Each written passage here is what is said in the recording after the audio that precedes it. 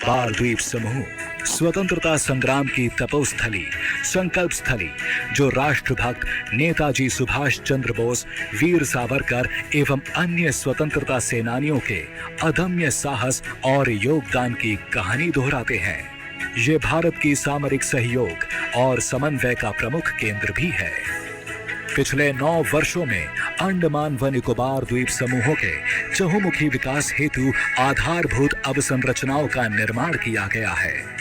High speed internet के लिए optical fibre cable connectivity, बंदरगाहों का विकास व विस्तार, बेहतर सड़क संपर्कता के लिए हाईवेज इत्यादि का निर्माण, ये सभी कदम यहाँ के लोगों के विकास और बेहतर भविष्य के लिए भारत सरकार की प्रतिबद्धता को दर्शाते हैं, जिससे भारत की विकास यात्रा में ये द्वीप समूह मजबूत भागीदार बनकर उभरे हैं। अंडमान एक ऐसी धरती है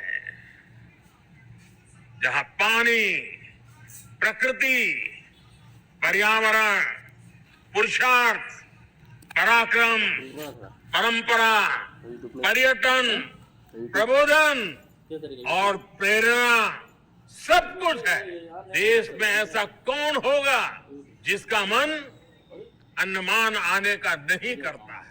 माननीय प्रधानमंत्री श्री नरेंद्र मोदी जी के दूरदर्शी एवं यशस्वी नेतृत्व में सकल भारत के समग्र विकास पर जोर दिया गया है, जिसमें पिछले 9 वर्षों में विमानन क्षेत्र ने भी अभूतपूर्व प्रगति की है, जहां देश में हवाई अड्डों की संख्या 74 से बढ़कर 2 गुनी हो गई है।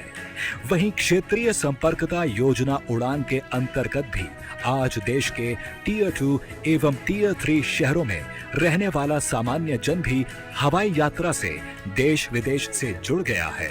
इसी दिशा में अंडमान और निकोबार में यात्री यातायात में निरंतर हो रही वृद्धि को देखते हुए लगभग 800 करोड़ रुपए की लागत से पोर्ट ब्लेयर के वीर सावरकर अंतर्राष्ट्रीय हवाई अड्डे का उन्नयन किया गया है, जिसमें नए टर्मिनल भवन का निर्माण एवं एप्रन का विकास शामिल है।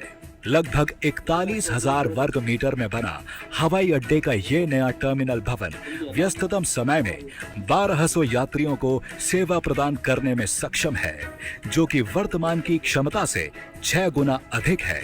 वह प्रतिवर्ष 50 लाख यात्रियों को सुविधाएं प्रदान करने में सक्षम है।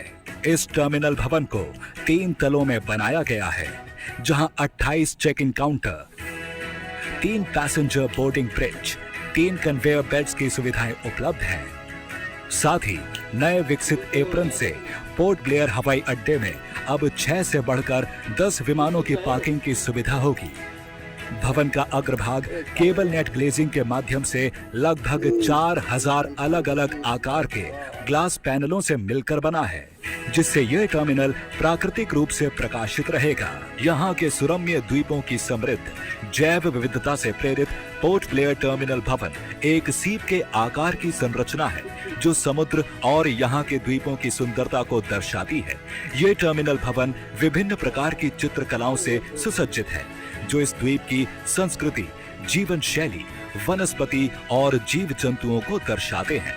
इस नए टर्मिनल भवन के प्रारंभ होने से संपर्कता बेहतर होगी, जिससे यहाँ के पर्यटन को बढ़ावा मिलेगा और क्षेत्र के उद्योग और अर्थव्यवस्था को नई गति मिलेगी।